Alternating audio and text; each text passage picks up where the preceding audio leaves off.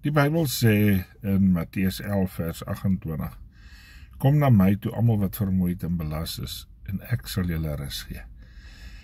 Miskien voel jy vandag maar 'n bietjie moedeloos of hartseer, of jy het net gebed nodig.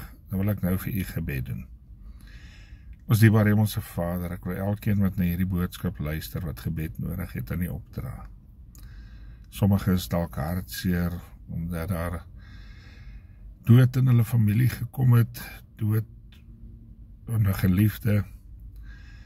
Miskien is dit probleme, miskien is dit stres, depressie. Ag Here, wat ook al elkeen homself in bevind, in die naam van Jesus bid ek dat U vertroosting sal gee. Kom na my toe, elkeen wat vermoeid en belas is, en ek sal vir julle rus gee. En die wat rus nodig het, dat U vir hulle rus sal gee. Die wat voorsiening nodig het, dat U vir hulle voorsiening sal gee.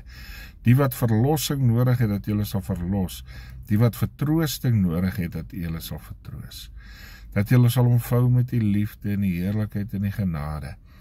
Here, baie keer voel 'n mens net, jy weet nie wat se kant toe nie, jy het net nodig dat iemand jou 'n drukkie in gebed sal gee, jou sal omvou met gebed. Here, dis wat ek wil doen met hierdie gebed, is om te bid dat U mense sal omvou met U heerlikheid, en dat U hulle vertroosting sal gee, en dat U sal voorsien in hulle omstandighede. Dat die wat hartseer is, die wat gebroken is van hart, dat U hulle harte sal herstel. En Here, dat U 'n wonderwerk sal doen in elkeen wat 'n wonderwerk nodig het. Dat U nou 'n deurbraak sal gee vir elkeen wat 'n deurbraak nodig het. Vader, ek spreek ook nou genesing in die naam van Jesus Christus en elkeen wat siek is, dat U genesing sal bring, dat U 'n wonderwerk sal doen, en dat U nou 'n volmaakte genesingswerk sal doen.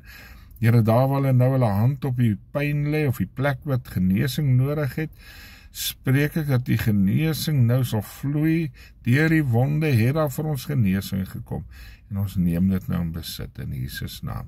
Amen. As daar van julle is wat, wil ek moet nog verder vir jou bid, hierdie is slegs 'n SMS-lyn, maar dan sit ek jou op my gebedslys, 082-606-7280, 082-606-7280.